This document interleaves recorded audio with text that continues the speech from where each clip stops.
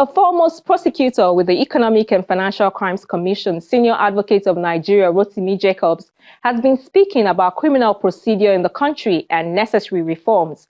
He shared his views at a ceremony to mark the launch of a book on the subject.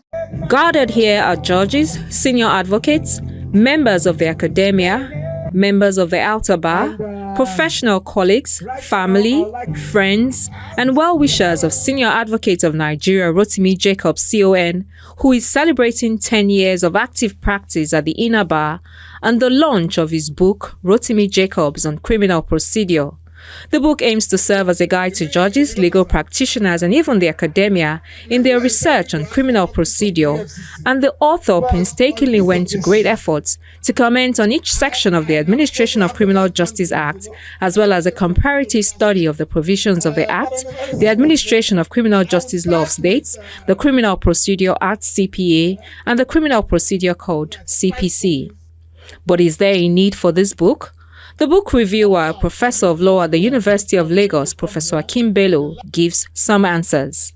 The effort by Mr. Rotimi Jacobs, SCN-CON, is unique and necessary because of the depth of the analysis he offered on each provision of the ACJA. It is my submission, ladies and gentlemen, and I'm sure you'll agree with me after concluding this review, that this book fills a significant knowledge gap in criminal justice jurisprudence in Nigeria.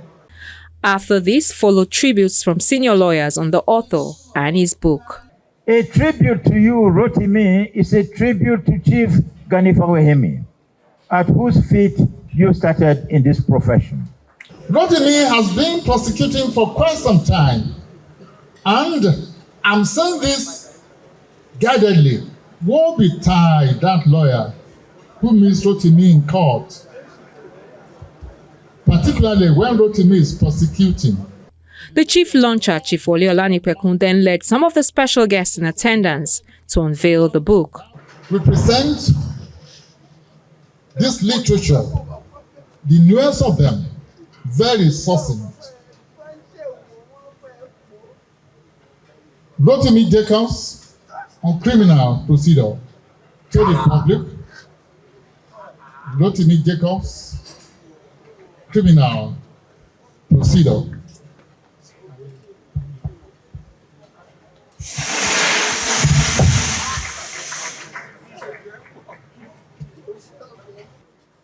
I'm happy that we are celebrating today. This fellow, this Rotimi, has gone through a lot in the society. His life was threatened. His liberty was threatened because he was prosecuting principalities in our society, very dangerous politically exposed persons. But Rotimi stood his ground. He was as constant as the northern star. None of them could move him.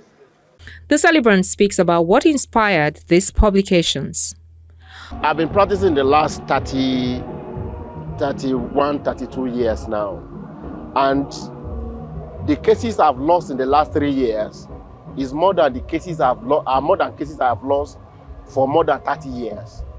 Why? Because either no appreciation of the law, whether by those who are to enforce it, whether for mischief, and the inability of judges to get one handy book that will serve as a guide on issues, particularly criminal issues. So I was not happy with the results we are getting in our courts. So I felt that we are feeling the absence of the great Nwadialo. We are feeling the absence of Dr. Akeola Guda, Elias.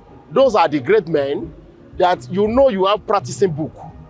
And judges were being guided by what those great authors, they wrote. That was the passion. I know that book from the in-house understanding that I have, or the privilege I've had to go through the books. I know that book is going to serve as a one-stop shop for everyone who is interested in the expeditious determination of criminal matters. Is going to resolve a lot of contending issues in criminal jurisprudence. called to the bar in 1989, Rotimi Jacobs was one of the pioneer external counsel of the EFCC at the establishment of the agency.